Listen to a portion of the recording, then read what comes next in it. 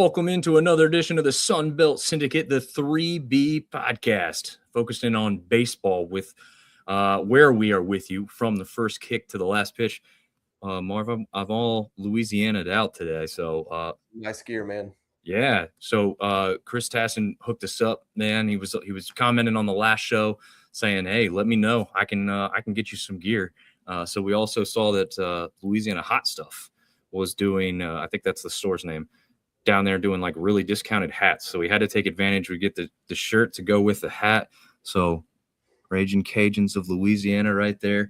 I have been to Lafayette before on 2 occasions, both for football, not for baseball. So I also went with the cup today. There you go. You are Raging Cajuns now, on the cup. You are now mayor of Lafayette, whether you honorary Cajun of sorts, maybe. Oh, look who's jumping in, man. Artie Cat. Hey, guys, 5 Sun Belt teams in the tournament. Absolutely incredible. Marv, let's just go ahead. Well, before we start there. I'll say before that, I did not see 5 teams coming. You and I were texting before, we kind of did our sleeper picks last week, Louisiana and Texas State, which Louisiana obviously made it to the championship game. I thought Texas State had done enough to sneak in, but the Troy pick really surprised me, man. But, hey, love to see it, right?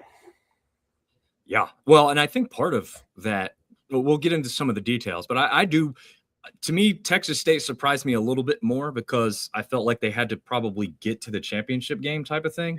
But hey, I'm happy regardless. Like, sends them out on a high note for baseball. It's not like I don't think in the end we got 5 teams in. I don't think there was like a team that got in that was leaving one of our teams out. If anything, it was somebody else. Like we know SoCon only got 1 in. There was another baseball conference that was pretty good throughout the year that only got 1 in. We got 5.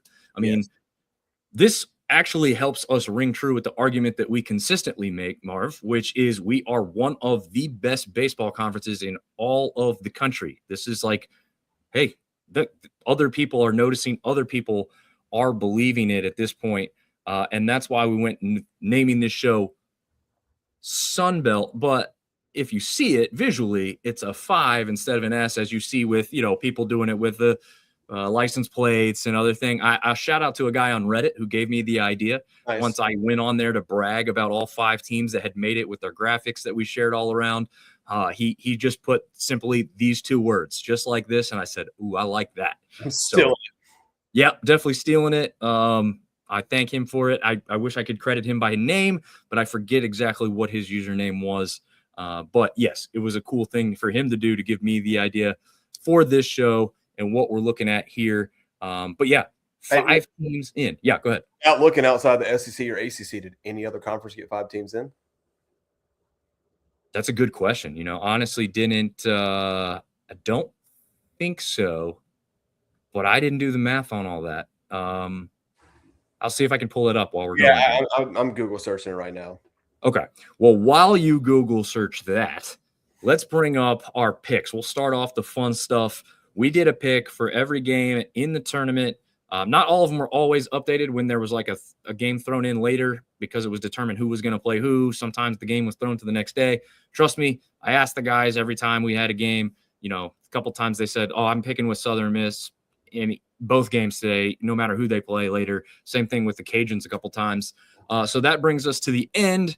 And so we see after the Sun Belt tournament in Montgomery, who ended up on top. Surprise, surprise. Marv over there, 11-6. Now, Marv, I believe you started off like not too hot, right? Or is that Seth that did that? Yeah, that was Seth. I think I stayed slightly above 500 until like the last couple of days and kind of pulled away. Gotcha. Okay. Yeah, I think it was Seth maybe that started like 1-4 or something like that then. Okay.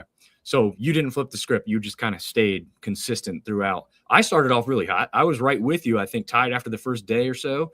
And then I had an awful day. I think there was like a day where I missed like all 4 games in the day. I think I missed, which set me off on the wrong course. Seth ended up jumping up and beating me in the end, even though he didn't get the championship game correct. That was going to be our tiebreaker, by the way. If you guys both had tied in record. If you remember earlier in the day, I said, hey, I might take the Cajuns in the championship game if they make it. And then they made it. And Seth immediately was like, "I'm taking Cajuns." I'm like, "Oh, well, you know what? I don't hate that. Uh, I'll take Southern Miss. They probably considered the favorite, so worked out in my favor. Because if he would have gone the other way, because he got to you first, I would have had to go the opposite, and we would have tied. Right. Well, and it does, it gives us credence because we both chose Southern Miss before this tournament ever We started, did. too, right? We did. You said they were the number one team for a reason. They were the favorite for a reason. Yeah, no, it was pretty obvious. Although I will say, give full credit. I'm wearing Cajun stuff. We're gonna have your stuff in the mail tomorrow, and Seth's gonna have his hat as well. But they didn't give up, man. I mean, that game was over by everyone's definition, and they kept putting runs on in the ninth. And I think a couple people on the Eagles side, Golden Eagles side, was like, what's happening here? Like, this should have been over. This game was over. It was done. Like, what, but it was a 4-run game. It wasn't like they cut it to 1. But it was a little dicey for them. And honestly, what we could talk about this, Southern Miss had a game like that against Troy, right? I think they went into the ninth. If I'm again off the top of my head, I think they were down 3-0 or 4-0. Yeah. Yeah. And they just explode. I mean, first of all, just an amazing way that played out, right? They were down to their final out, bases loaded. Guy comes up to bat. He's had some good hits. He's had some home runs, but he wasn't like the hitter. He wasn't the guy that they probably would have chosen to be at the plate. Barrett there, Dre Barrett, I believe his name is, and jacks a grand slam to walk it off in a tournament setting. I mean, I don't think it gets any better than that. No, that's got to feel amazing. They had a game the next day, did they not? Yeah. Were they the ones that I think they did. I think they played Troy the next morning. Okay. Because if they didn't, then that man should have had a lot of beers after that, because that's pretty cool. Yeah. But they probably didn't play Troy the next morning because they that's who they beat. So to answer the earlier question, yeah, the Big 12 conference got 6 teams in. Okay. So Sunbelt's the 4th, but outside of a couple teams, I'd put every Sunbelt team up against the Big 12 and say, hey, let's play they do like the ACC SEC challenge or the Big 10 ACC challenge in basketball. Yep. Let's do that in baseball and see who's better. Oh, I'd love something like that. We talked a little bit about like a structure. I think this was the show that you and Seth missed and TJ jumped on, but I believe and you'll remember this from basketball days, like bracket busters. Yes. Like RPI busters at the end, right? Like, okay, we realize only one of you is going to benefit from this game, but we're going to match you up kind of regionally and get like the resume boost that one of you needs badly, right? Like, let's say it is a SoCon team or a Big South team that needs a resume builder. They don't have any ACC or SEC teams left on their schedule for the last week or two of the season. Man, I think that would be really, really cool.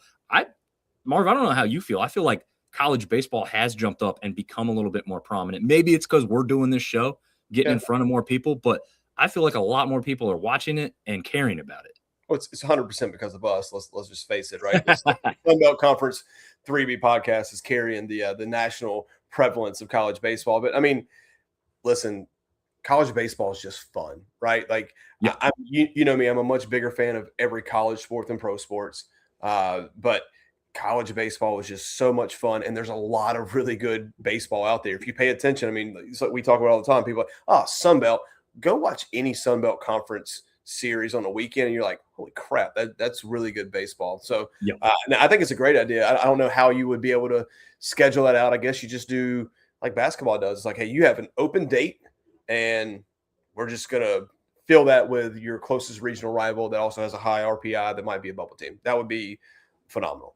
Or you could do early in the season before you get into your conference slate, do a Big 12 Sunbelt challenge where it's like, hey, half the teams are home, half the teams are away. Y'all just go play baseball against each other and see who's superior. I think it would be nice to see other teams that you typically don't play in a structured environment like that, where it's like, hey, like it's a chance to boost your RPI. It's a chance to travel to a place you might not get to travel to, maybe create a rivalry or whatever it is. But it's a cool idea, man. Call the commish. Tell them to make it happen. Yeah, I love it. To the top to the Top Talk guys. I was listening to their show. I didn't get all the way through it, unfortunately. It was really cool. They just have like a sit down chat. Like they even described it as they were going in. Like we're just at a bar chatting, and that's what it was. Like fireside chat. It was awesome. But they alluded to the fact that it was kind of funny that Commissioner Gill was like out there in shorts presenting the trophy, like just like a random dude, almost like the way he looked. I don't have any problem with it, but it was kind of funny. Like I didn't really think much of it at the time. In fact, I probably thought more of the fact that he had a hat on than the fact he was wearing shorts. It's pretty hot and humid in Montgomery. They also were saying, and I don't know how many people that are watching or listening went to Montgomery for the tournament ever in general or specifically this year, but they alluded to the fact that number of locations restaurant wise said they just didn't know this was happening. They weren't aware. They weren't ready. They weren't prepared with staffing for getting people food in a timely manner. That there was one Mexican restaurant that apparently did do a really good job. But they say that, the city setup wise, like walking distance to restaurants and places to eat and do a few things is actually pretty good. But it seems like possibly the Sun Belt kind of let everybody down by not working better with the community and like, hey, we're at a big event. You don't have to do anything, but we're just kind of giving you some idea. Like this could be a revenue boost this weekend if you're prepared and ready with the staff. I don't know, how often people do go out and outreach to the community, but I would assume that they should be vaguely aware. I mean, this isn't the first time or the last time the tournament's going to be in Montgomery. I would much like the basketball tournament, I would love to see the Sun Belt pick a different site for the baseball tournament. Yeah. I mean, I think Pensacola every once in a while would be great, right? I mean, it's a kind of a little bit of a destination. We have 0 teams in Florida. Like the footprint doesn't exist. I understand the Alabama thing. We've got tons of teams in Alabama, but there are more accessible cities. And I think there's better sites. I mean, you and I have talked about it, like Atlanta makes a ton of sense. Anyone can get there. True. And it's a hotbed for people who are trying to find things to do. And if you're not charging SEC prices for things, you're probably going to do decently. And again, we have names in this conference that carry weight. Who's not going to want to go see Southern Miss, Coastal Carolina, Louisiana, Texas State? And I mean, let's just use those 5 that have made the field this year. Those have typically been some pretty good baseball programs for longer periods of time than some of the other ones. But then you've got Georgia State right in there, right? They're about to get a new baseball facility next year. I mean, everything's kind of looking up. I think it does make sense. I've even heard someone shout out Chattanooga. Yeah. A little bit of a stretch, right? But possible. As an App State fan, I have some very fond memories in Chattanooga. Yeah, and I think it's a cool town. Actually, having been to Chattanooga for other reasons a couple times, like it's a decent town. It's got a minor league park that could host this type of thing. I just don't mind moving it around. And people say, "Well, go back to on campus sites." I don't think you have to do that to be successful. But moving it around to have more people be able to access it. There's not going to be a ton of people that can make Tuesday, Wednesday, Thursday games during the week when you have to drive hours to get there. If it's 2 to 3 hours, maybe. And certainly on the weekend, if their team's in it, maybe they'll make the chance. But they're not going to do an 8-hour trip last minute because their team suddenly made the championship game, right? The defending champion should host the following year. Just going to put that out there.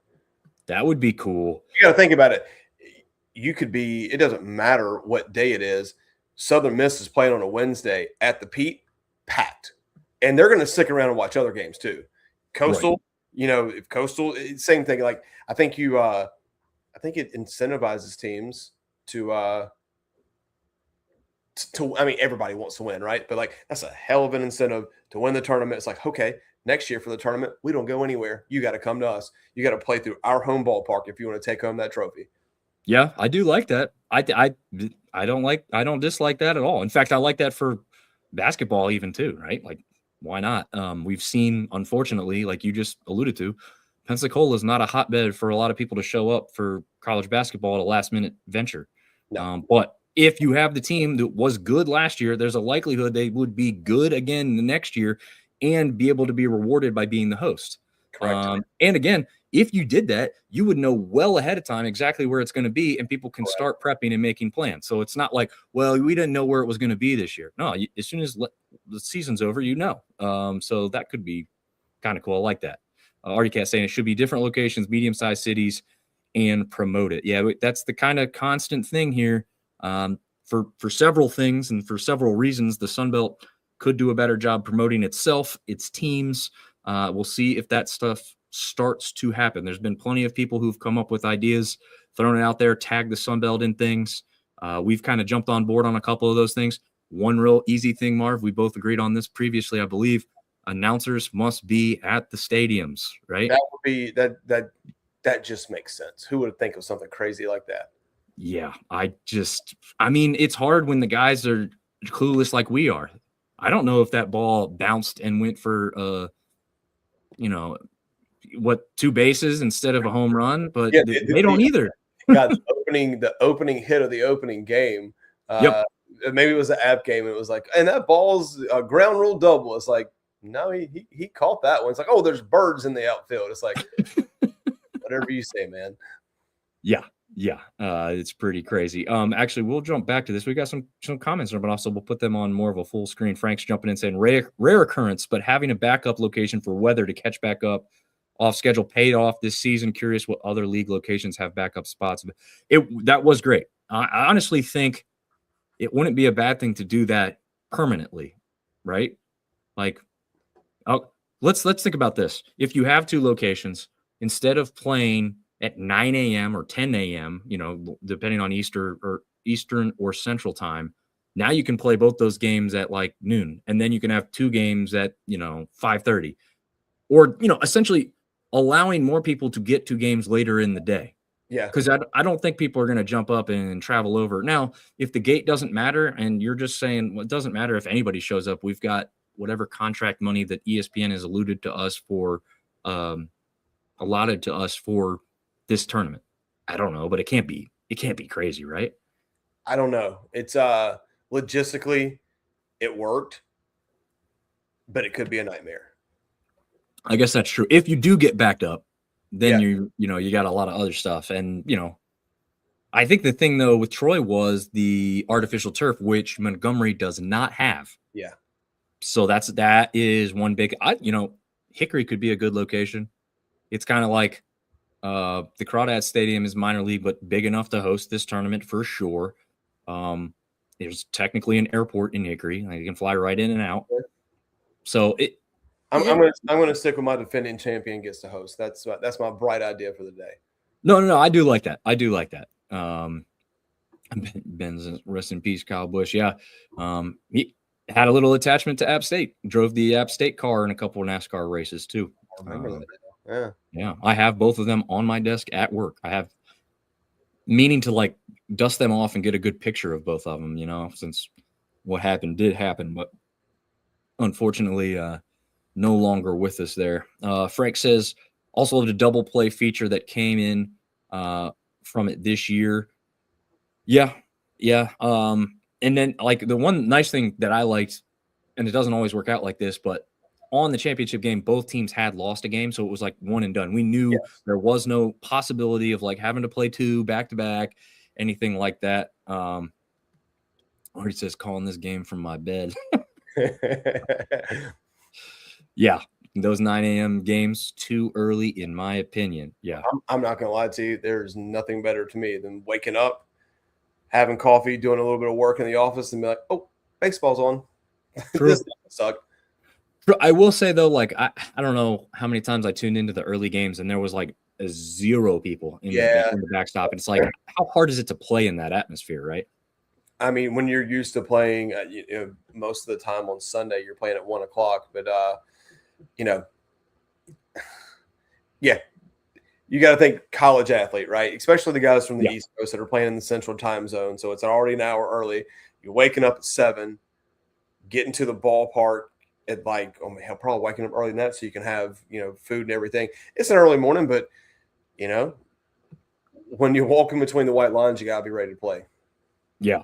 Doesn't matter what time it is.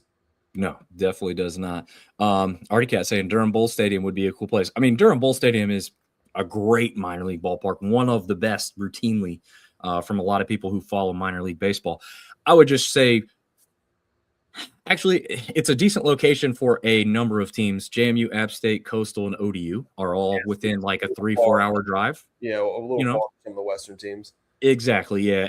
But there's not going to be anything that's going to be perfect. Like you said, Mark, probably the best like centralized location for every single team is Atlanta Yeah, for the makes sense. most part. So, but again, we'll see what happens with that down there. I think they have the contract for Montgomery goes a while longer. So It's several more years. yeah. But yeah, Articat, just cool, unique places. Yeah. I mean, I think that would be a draw, right? Like, oh, we've never been here before. This is a great minor league park. We could kind of see it for a number of reasons, but we'll see what happens there. Most fans were sitting above the view of TV in shade. Yeah, that's true. I mean, it was hot and it was humid. Even with the rain coming, it didn't really get all that cool there.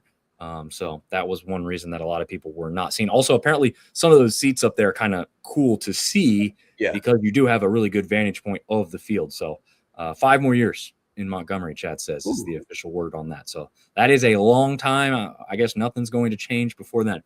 All right, Marv, you took the overall in the tournament. You took the overall in the series for the season at 33-49. Doesn't sound great, but again, if you don't get it exactly correct, it's wrong. So I think that's actually really impressive. What do my standings? It's subpar, but it is hard, right? It is super hard to do it. But if that was your record as a coach, you get fired. But the fact that I beat you guys is all I really care about. Yeah, and I struggled to say whether myself or Seth finished second. I did best him in the series outcomes with 31-51, 31 and 51 record. Seth was pretty bad this year, unfortunately for him, and 25-57. That one's ugly. But the reason I put him ahead of me is because his overall record, and Marv, your overall record was 189-57. Pretty good. To quote the great Ricky Bobby, I'm the best. That's all there is. Well, that's what's so funny here, right? So Seth finished way behind me as far as series picks are concerned. Not way behind, but a number of games, a comfortable win for me there. But he beat me in the overall. He was 178-68 total. I was 173-73.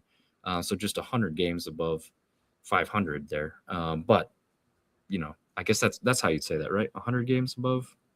Yeah, because 73 and 73 would be 500. All right. It sounds better when you say it that way, but it doesn't look that good when you look at it compared to your guys's. But those were the picks. So Marv, a 2-time champion. You were the champion of last season as well, correct? And the year before that, if we're just being honest about things. That's a three-peat. And I'll take my money and we'll go home. There you go. You just got you give the LeBron thing, not one, not two, not three. Please never quote me with that guy ever again. All right. Well, I wanted to jump to the conference standings because it's kind of interesting how it played out. But first, let's look at the 5 teams that made the field after the Sun Belt tournament. Texas State, Coastal Carolina, Troy Trojans got a little redemption for last season when they probably should have been in the field. Southern Miss and Louisiana. So again, those 5 made it. They are all on the left side of this conference standings, as we know, no east-west. But it's interesting to kind of see some teams up there above some of these teams in our standings, and they weren't even really all that close to making the field. App State being the one that sticks out the most, finishes 3rd in the conference due to tiebreakers because they tied with Troy and South Alabama. But that RPI crushed them, right? 101's not going to get you in the field. And you'd have to win the tournament. Then you lose your first 2 games back-to-back in the tournament, and it was done. Yeah. I'm going to jump off schedule here. Chris jumping in. Yeah, he says that shirt looks good on you, Dom. I appreciate it, man. Some really good gentlemen gave this one. Marv will be sporting his soon. Probably out on the baseball diamond, Marv. You'll probably get some comments from wearing that thing around, I would think. I'm going to wear it. That's for sure. Yeah, I think you'll get some looks, some comments, some people going, "Oh, Cajun fan, huh?" And you could be like, "Yeah, definitely, big Cajun fan." So no, I'll just plug the podcast real quick and be like, yeah, there you go. Yeah, man, we don't dislike that. But yeah, so App State 3rd place, not making the tournament though. at least NCAA tournament. It's just kind of funny that I saw an App fan ask, like, someone who knows baseball, explain to me how App was third in this conference. We had 5 teams make it, but they weren't even considered. RPI. RPI, it's pretty much a simple thing. And like we said, Marv, we knew going into this tournament, App had to win the tournament to make it. I thought they at least had to make the finals to even be in consideration. Obviously, winning the tournament, you get the automatic bid. But yeah, just a terrible RPI. You and I did the I did the Chat GPT thing. Like, what if you could change games? What would it look like? And there was a bad sweep that we took early in the year, and then not winning a game against Coastal. And then if they would have won one of the games against Duke or Wake Forest, which were very close games, but still, I think even with those scenarios, going 0-2 in the conference tournament doesn't help. But I mean, we talk about it all the time. Like, RPI is way more important than anyone wants to give it credit for, right? So you look at South Alabama, who was tied with Troy, had a better record with Troy going in, 60 RPI. They don't get in, Troy gets in. And then, the Cajuns and Texas State with RPIs in the 40s just helps. Yeah, absolutely does. So, like your point made, South Alabama also not in there. I thought that was one of the teams that could have snuck in had they performed better in the tournament too, right? That's a team that maybe jumps in instead of Troy or instead of Texas State. But, didn't Troy knock South Alabama out of the tournament? Yep. So you got to think, had that gone the other way, is Troy sitting at home in South Alabama in? Yeah. Yep. Absolutely. So, I mean, the only other talking point I feel like we could have is, like, look at Arkansas State over there. Did not finish good in this conference overall. Overall record, not going to blow anybody away at 29-24, but their RPI was good. I mean, I don't know if this was the final one, because obviously there was games played after our conference went final, but they had sat previously at 58, which was better. But they missed the conference tournament. Right. That's the dagger, right? Had they made the conference tournament, because if you look at it, 29-24, you go over there and look at Troy's record, 29-27. So had they made the conference tournament and won a couple of games, you don't want to play the theoretical what if game, but you almost have to. Yeah, very true. Very, very true. Yeah, Chris was jumping in saying the Cajuns back in the top 25, sneaking in there at number 25. So I just wanted to check that, where Southern Miss is sitting at 7 and Coastal has fallen all the way out. That's what's going to happen when you end the season. Coastal, Coast 30-11. Yeah, not good. Yeah, that is a rough look there. Well, hopefully they can jump back. But let's get into some of these regionals as we see. Unless you got any more notes on the Sun Belt Championship before we move completely on, anything you wanted to say there? No, I mean, I think it was a really good tournament. I think there's 3 teams that earned their bid during the tournament. Yeah, no, that's definitely true, and shows why performing there can be so important, and also getting that best seed you can before getting there, right? Like, we saw how close, like, we had a couple tiebreakers, at least one tiebreaker that included 3 teams. Important to win all those series against even the lesser teams. You don't drop a game if you don't have to, because that could be the difference maker at the end of the year. So interesting there. Frank saying it, RPI for Arkansas State really surprised him.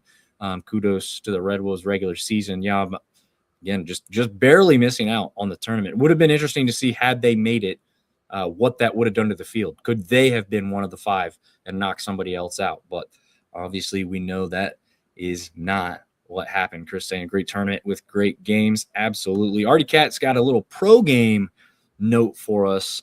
Congrats to Arizona Diamondbacks Corbin Carroll, second player, 537 games in Major League history, just behind the legendary Lou Gehrig, to reach 80 home runs and 50 triples, which was set back in 1929. That tells me is Corbin Carroll's very fast. Yeah, a triple. I feel like a triple is even harder than a home run to some extent, right? Like, you got to hit and get there. Yeah. Whereas you hit a home run, you got to bust out of the box, and it's got to be in the gap. Because those major league outfielders have absolute cannons. Oh, yeah.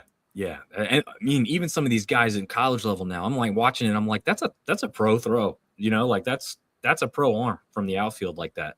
So really impressive stuff. All right, let's get to some of these regionals, Marv. The first one we have up, and they're not in any specific order, to be totally honest with you here, is the Gainesville Regional. For those of you that don't know, the University of Florida resides in Gainesville, so they are the host team here in this one. They finished with an RPI of 11 and a strength of schedule of 2.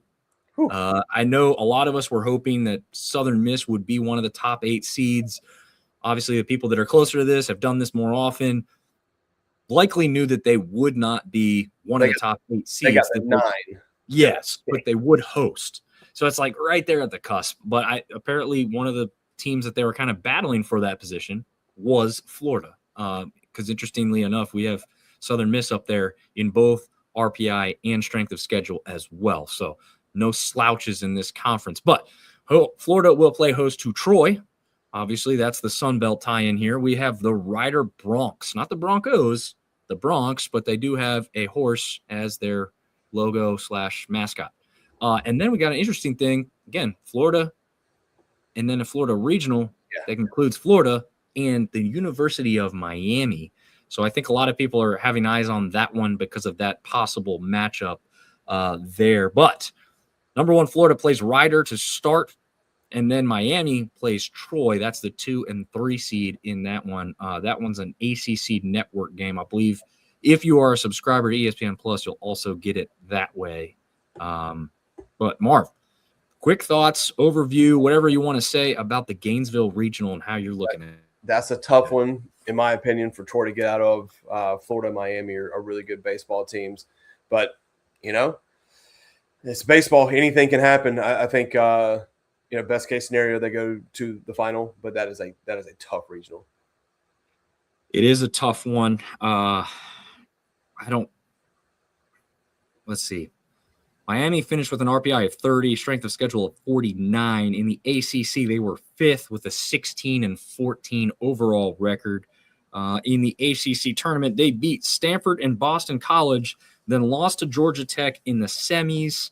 So, not easy, even though they weren't one of the better finishers in the ACC. We'll have to see. Boston College was one of those teams that was kind of in and out of the top 25 a little bit this year.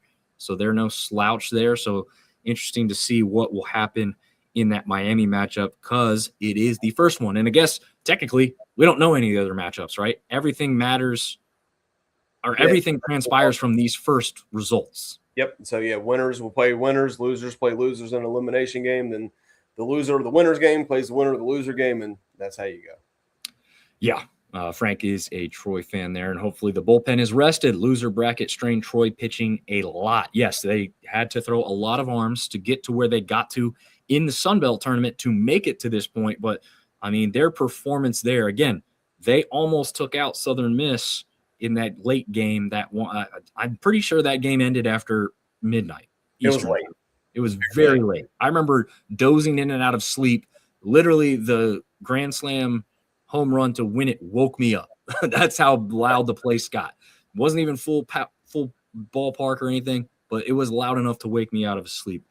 So interesting to see there. Again, just to kind of give you what Troy was looking at, they had a RPI of 35, a strength of schedule of 8, one of the toughest strength of schedule profiles in the entire field. Again, that is probably what helped propel Troy to get to this point with a record that some people were questioning.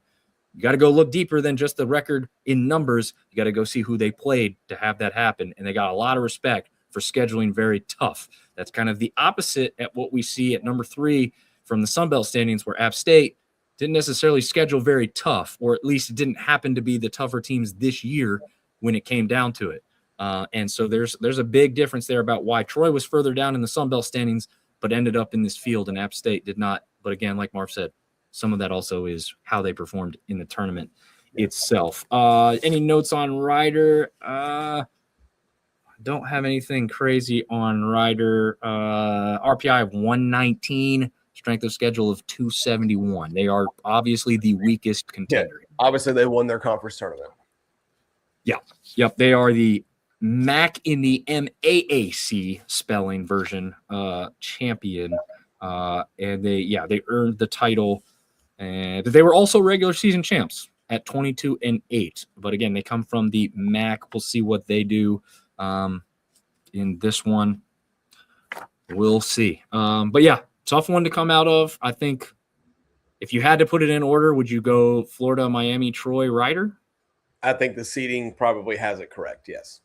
Yeah, I think if you had to say it, probably exactly like Frank said. If the bullpen and the arms took a lot to get here, it's going to be tough to keep up with teams that maybe didn't have to throw as much, or just have deeper rosters because they have more money to play with. We'll see. There you go. Yeah. Even though we do consider ourselves one of the best conferences, we are aware that the ACC and SEC do have more money for their baseball rosters. Yes, they do. That's not a secret. All right, this is the Sun Belt host, the lone Sun Belt host out of the 5, Hattiesburg, where Southern Miss is the number 1 seed. They will host in-state rival Jacksonville State. Sorry, I guess there's so many teams that have similar names, or they just otherwise get known as Jack State. Little Rock, who used to be in the Sun Belt, and then Virginia, which will be. I mean, this is a very tough regional for a host team to be rewarded with, quote unquote. There, right? Yeah, I mean, Jacksonville State's probably a very underrated baseball team. And then Virginia, obviously, App State connection, right? David Pollard's the head coach there. Left App, went to Duke, now at Virginia. I actually think that this is a good matchup for Southern Miss. I'm not saying they're not going to lose a game, but if you were to rank like the 5 teams and like highest probability of getting out, I think this is a good one for Southern Miss to get out of. Yeah, I mean, playing at home is definitely going to help, right? The P is known as one of the best places, not just in the Sun Belt, but in college baseball in general. And like we said, there is a reason why Southern Miss is hosting a RPI of 12, strength of schedule of 35, which probably took a hit in the Sun Belt tournament, to be totally honest. It's probably higher before they had to play a couple teams that were lower down. But they were the regular season champs as well as the conference champs, as we now know. So, yeah, we'll have to see what happens to Joey Urban, Kyle Morrison playing pretty well there. Their first matchup is Little Rock, which is the number 4 seed in this one. And Little Rock comes in from the Ohio Valley Conference. Maybe a little bit dangerous of a 4 than the first one we talked about. Their RPI is 89. Strength of schedule was 123, though. So, not the toughest of opponents. Just strategically looking at it, right? So I think Southern Miss has a little bit of an easier game than either Jacksonville or Virginia. So I'm saying they coast, right? You still got to play good. It's a regional. They earn, Little Rock earned their way there, but are they a little less fatigued bullpen wise going into the second game than the winner of the Jacksonville Virginia game? Just my thought process. And then for someone, and not saying one team, but like for them to lose twice at home, I don't know. I think they advance, and I think I'm hoping that things go right and they get to host the Super. Yeah, that would be awesome, man. That would be really cool if they got to do that. We know that they've done that once before, where Applebee's came into play, because they don't have an Applebee's, and apparently if you don't have an Applebee's, you can't host a Super or a regional at all. Those are the rules. Very low. But yes, you remember that? Yes, but those are very low standards. Yeah, they are very low standards. Virginia comes in number 2, RPI of 26, strength of schedule of 16. So they're no joke there from the ACC. They did, however, finish 8th in the regular season with a 14-16 record within the ACC. They got to the conference tournament, won in the opener versus Duke, who was not as good as a typical Duke team has been over the past couple of years. Then they lost to Georgia Tech in the quarterfinals.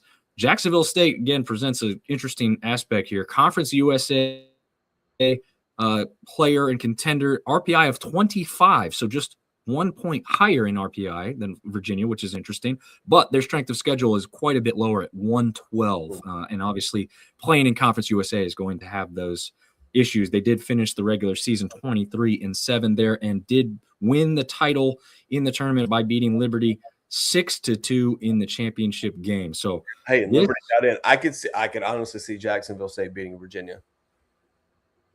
Yeah. It wouldn't shock me. I would be perfectly fine with that. Down with the ACC, man.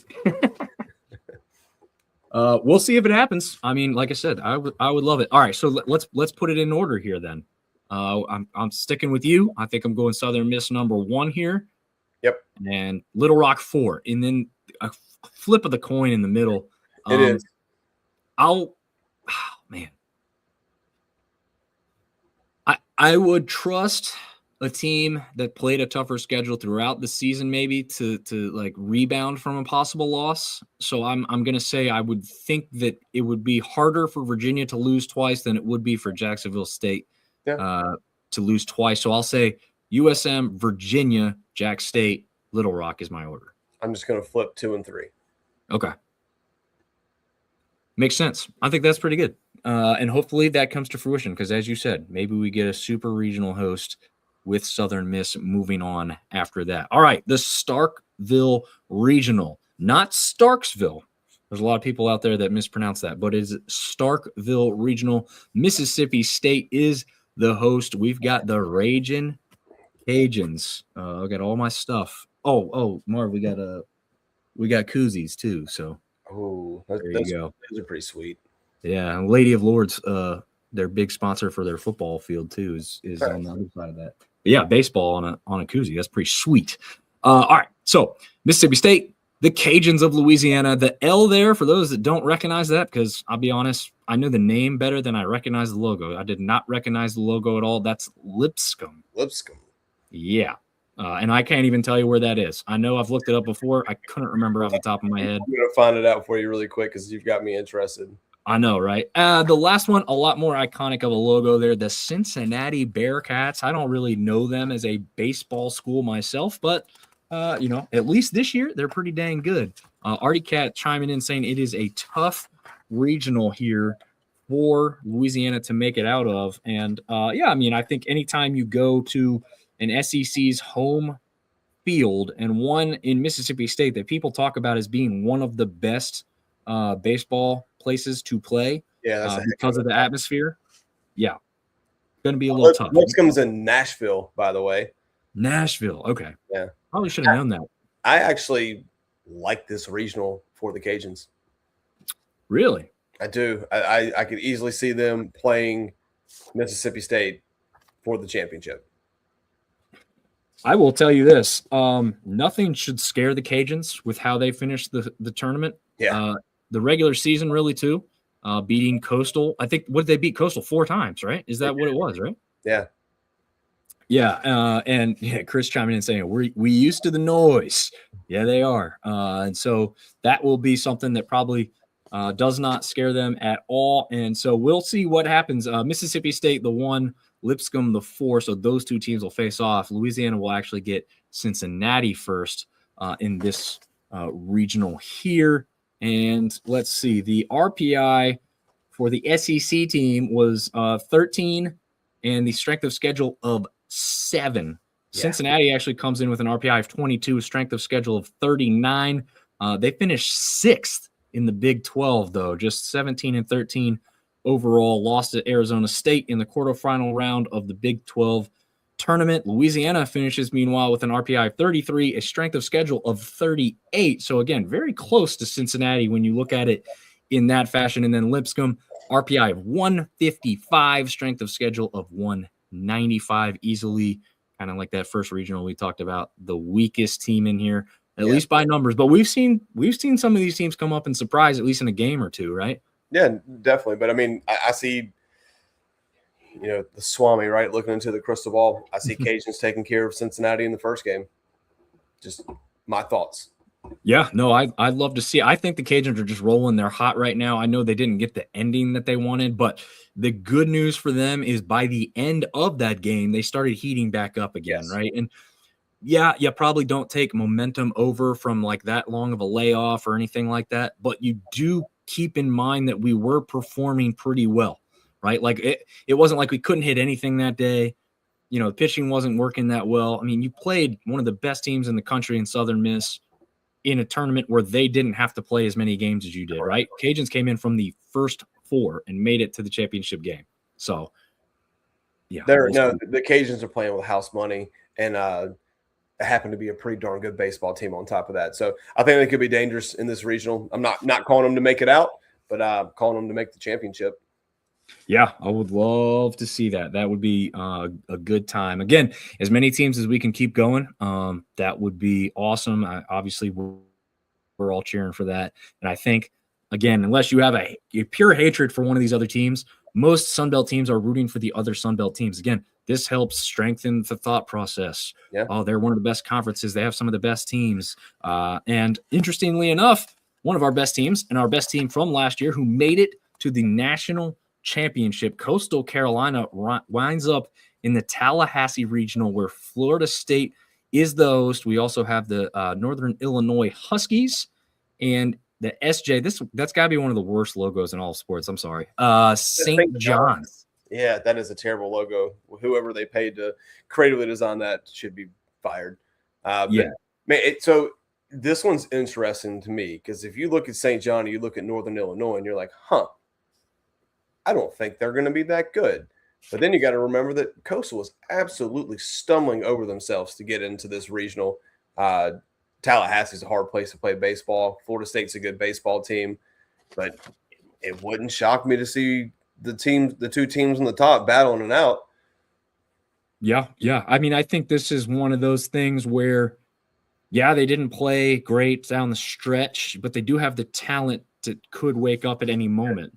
The problem is you need to wake it up now. You can't afford to, you keep fighting your way back. At some point, the fight is going to end because you waited too long to get up to speed. So we'll have to see if that's how they can rebound in this one. Florida State plays St. John's first. Coastal does have Northern Illinois. So Florida State, RPI of 8, strength of schedule of 5. They finished third in the regular season, lost to Pitt in the quarterfinal round of the ACC tournament. Coastal, as we know, RPI 27, strength of schedule of 27 in the end.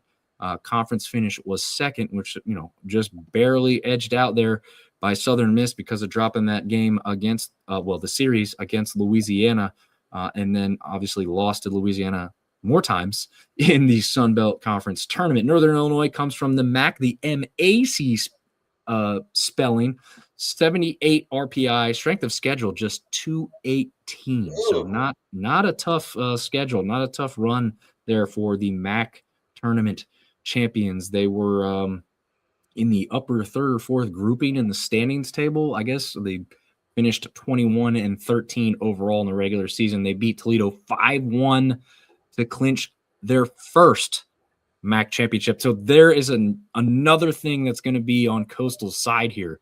This is a team with no experience in the postseason. Exactly. So that is a good draw for them, even though St. John's comes in with a worse RPI and a also relatively low strength of schedule at 165. They did tie for first in the Big East in the regular season and then won the championship against Creighton, who Creighton did beat Coastal Carolina last year in just regular season play. So not a huge deal, but it did happen, just of note. Marv, you go first this time. What's your order here for the Tallahassee Regional?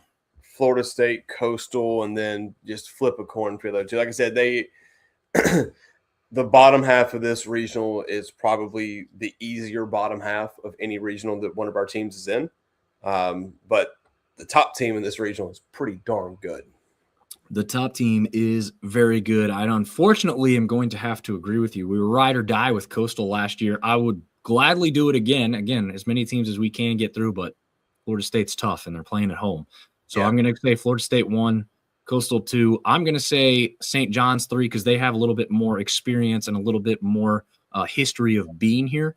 And the newcomer in NIU, I don't think you're going to perform all that well. So we'll see if that's what happens in the end or not in the Tallahassee Regional. And then we have one last final bid for the NCAA tournament. That is the College Station Regional, where we'll see Texas State, who gets in their last Sun Belt season, their last Sun Belt sport. I mean, I think technically now that they've made the regional, it certainly will be their latest sport into the summer, right? I mean, I don't think anything else goes longer.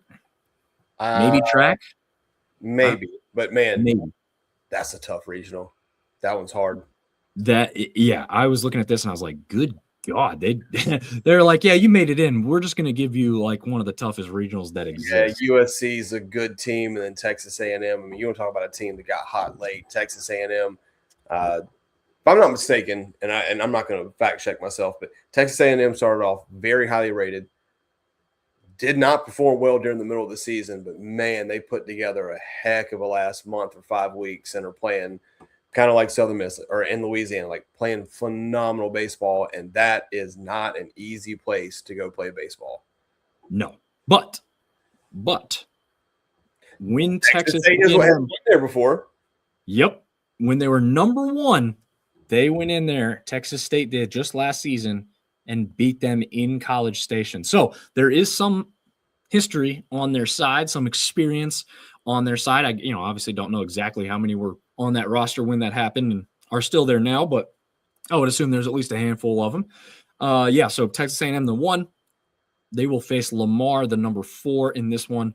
To start with, USC versus Texas State. That's the 2-3 matchup. Texas State, the 3 in that one. A&M, yeah, RPI 14, strength of schedule 17. They finished 3rd in the SEC, and they lost to Auburn in the quarterfinal round of the SEC tournament. USC, as weird as it is and as weird as it sounds to say, is in a Big Ten nowadays, as stupid as that is.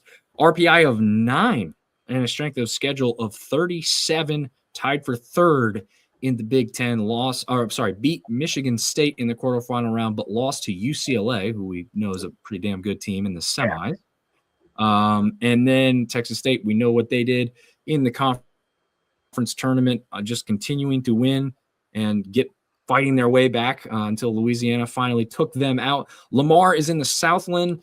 They have an RPI of 90, strength of schedule 117. That's kind of like an App State, kind of somewhat similar. I won my conference tournament special right there. Yes, they did win the Southland Conference. They were 2nd in the Southland in the regular season. So interesting that they did win that. But yeah, they're probably the weakest team in there, but they're not like one of these other weak teams that we talked about, like they're barely able to make the field. But we'll see what can happen. Some interesting things here. I think I have a couple other notes on one of these pages here. Yeah, I mean, nothing's going to blow you away here. But Coastal Carolina, as weak of a finish as they had, they do still have a strong profile from the regular season that they had. They got tested in Montgomery, and then now they draw a champion of another league. But I guess in a good way, that's that NIU team that we talked about. So yeah, we'll see what happens there. Any other just overall thoughts on these teams, what we're going to see? I don't know if you want to talk about any other regionals that you've paid attention to. I'll say this. The one thing that I was hoping was, and it's not going to work out because I'm going to be out of town anyway. I was really hoping that one of our teams would end up in the Chapel Hill regional because it looked like UNC was going to be a host. And then I was like, you know what? I honestly don't want that to happen because I'm not even going to be here. And then I'll be kicking myself that like the one time that we get somebody here for at least at least 2 games, maybe 3. And I'm not even going to be around to enjoy it. So I'm also kind of glad that nobody ended up here because there was like Coastal was looking as a possibility a couple days ago to possibly end up in the Chapel Hill regional. But it didn't happen. So I don't have to feel bad about missing out. And they beat Chapel Hill and Chapel Hill this year. That's true. When Chapel Hill was number 2 in the nation too. You want to play a fun game real quick before you wrap up? I do. 1 to 5. 1 being the easiest or most likely to advance, 5 being the hardest and least likely to advance. Oh, man.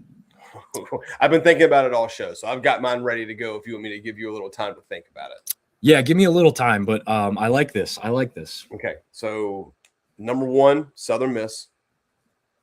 Number 2, I'm going to go Cajuns. Number 3, Coastal. Number 4, Troy. And number 5, Texas State. And that is not based on do I think Texas State's the worst team of ours that got in. It's just I think they got the worst draw. Yeah, that's true. I'm trying to make sure I'm not going to like do the same order as you. I'm not at the top. I think I am, but Yeah, no, Southern. I mean, they're hosting, right? So, and the toughest right. competition they're going to have is Virginia. Yeah. While I think about that, I'll share Frank's comment here again. A fitting farewell gift on their way out to the pack. That the Bobcats honestly step up really well against other big Texas names historically. That is true. Artie Cat says, quick question. Have y'all heard about the family murdered in Boone in the 70s? Maybe before, but not like off the top of my head. I don't know who that would be. So you can tell us that story while I give you my rundown of my 5. You said 1 to 5, so you started at the top, right? Yeah, one being like the most likely or quote unquote easy, as we all know, it's not going to be easy, but like 1 being you're most likely to advance, 5 being the least likely, or they just got the toughest straw. Southern Miss. I'll stick with you. Playing at home, you've got to think that should bode well for them, being regular season and conference tournament champions as well. I think Coastal got a really tough draw against Florida State. I don't think the rest of that group is all that difficult, but in my heart of hearts, I cannot see them coming out. So I don't think I'm going to have them at 2. I didn't have them at 2. Before. Yeah, you had Louisiana at 2, right? Yes. Which, listen, Mississippi State's not going to be easy, but the likelihood that could happen seems more likely than Coastal beating Florida State. I honestly flip-flopped those 2 in my head like the entire show. I could have gone the other way. Coastal, we know what they can do. Fluky could pitch a game against Florida State and look like the guy, right? Yeah. He is the guy. But you never know. Just with the Cajuns being hot and the Chanticleers struggling, that kind of was like the tiebreaker for me. That's a good one. And if you had any doubt that Morrison was the guy, go back and watch the first game. I think it was the first game that they played in the tournament with all the scouts. That's I said how no one's behind the plate.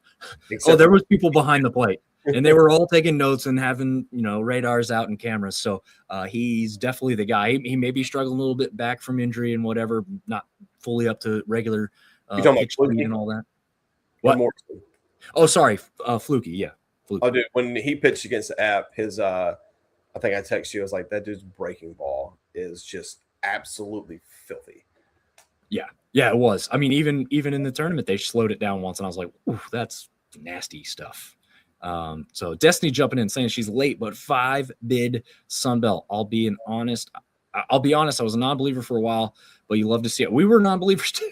I don't think Destiny. We said 2, maybe lucky to get 3, and then we started saying maybe 4 here. I had all 5 graphics up ready before the tournament field was announced.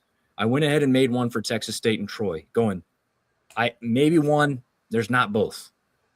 They all made it, and I gladly made all of them ahead of time. I had them ready to roll. All I was filling in was the rest of the regional field that they were going to be in with, and so that was pretty fun. It was kind of crazy. I'm like doing all this on my phone. My wife's like, "What are you doing?" I was like, "I'm just getting a couple posts out," but it takes a little bit of time to put all that together. Desi says she needs the Cajuns to beat the Bulldogs and Southern Miss versus Troy Super. Like, I need water. That would be incredible to see those 2 teams match up again. Yeah, there was a little heat between them when they finished up. Yeah, well, going back to the 5. So, yeah, by the end of the tournament, I knew it was going to be 3, right? I'm trying. His wife and son in Map Seasons was Dixie. Yeah, Dixie Mafia. I haven't heard of that. Oh man, thought maybe it was something that would ring a bell for me, but nope. I need to see the documentary already. Tell us where it's at and where we can tell us the name and where we can find it. I know. Yeah, he said he'll send it to us, and if it's really good, then we'll send it out to everybody to watch. But no, Texas State getting in, like I was like, okay, wow, we got 4. And then when I saw that Troy got in, I was flabbergasted.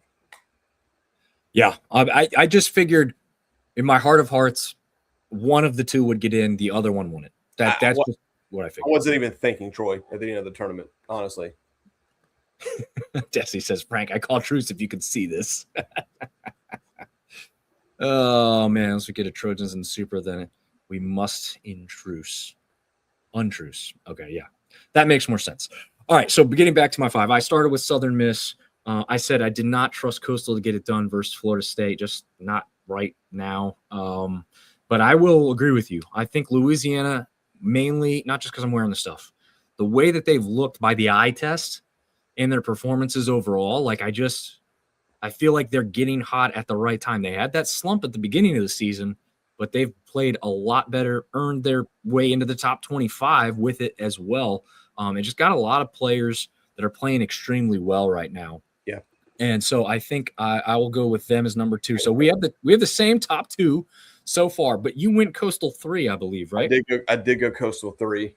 Yeah, just because they have 2 lower teams in there, and I think Troy and Texas State got some bad draws. Yeah, I am going to switch it up though. Texas State is in their last season in the Sun Belt. How much does that play into like we want to go out as best we can, or just like in general, everyone's going to think that. So I don't know how much that plays into it, but I have to think like they aren't intimidated by going into College Station because of that experience we talked about. So I'm going to put Texas State at 3. Actually, they're not leaving the state of Texas for this. They probably want to say like, hey, we didn't get the run in the Sun Belt Conference tournament that we wanted. We're going to go out here and prove it now. I know that they had some heat with UTSA in one of their previous matchups. I think they want to get to as far as they can in this tournament to say, yeah, we're here. We're going to prove it. So I'm going to go Texas State 3. That leaves Troy and Coastal. And that's tough. Oh, man. I guess –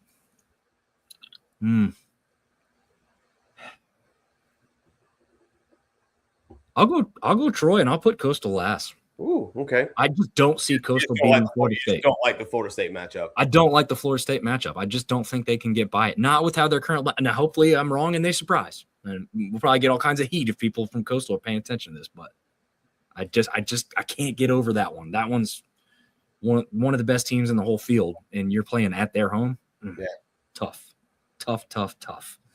All right, man. Any last notes you want to share before we get? How's the boys' baseball going? Regular season Little League is over. Logan made his all-star team, so he's in Nice. all-star prep right now. Mason has his all-star tryout tomorrow. They both have travel ball tournaments this weekend, and we can just kiss our man June goodbye. Oh man, yeah. Baseball season is here and in full swing, huh? But it was hot tonight. That was a hot practice. Yeah, I was like screwing around over here just off camera. We have a little setup where we have like floor hockey because my son's a hockey guy, and like it's not heated or cooled down here. It's just whatever. But man, just a little bit of action, and I was sweating like crazy. Like, dang, man, now I got to shower again tonight. It was about 91 degrees, and obviously with all the rain we've had, it was so humid, and it was it is nasty. Yeah, it was one of those like you're out there for 15 minutes and you just look like you ran through a sprinkler. Yep, I saw a guy walking this morning just shirt soaking wet. You know, usually it's like, oh, it's nice and cool in the morning to start off with. Nope, not today. Nasty and humid. All right, that will wrap it up for us, and let's hope we get 5 teams to move on to Super. It'd be amazing if we got 3. I'll take 2. Whatever. Well, just as many as we can get. I'll be happy. Hopefully, one of them's the Cajuns here. Cajun heavy episode this time, and Marv will get you your Cajuns gear. Please do. I will gladly wear it this weekend. Yeah. All right. Well, until next time, we'll see you later. And just to keep an eye on the socials, I don't know what we'll do as the tournament goes on, but we'll definitely be around. So keep an eye out for us, and we'll see you next time. See ya.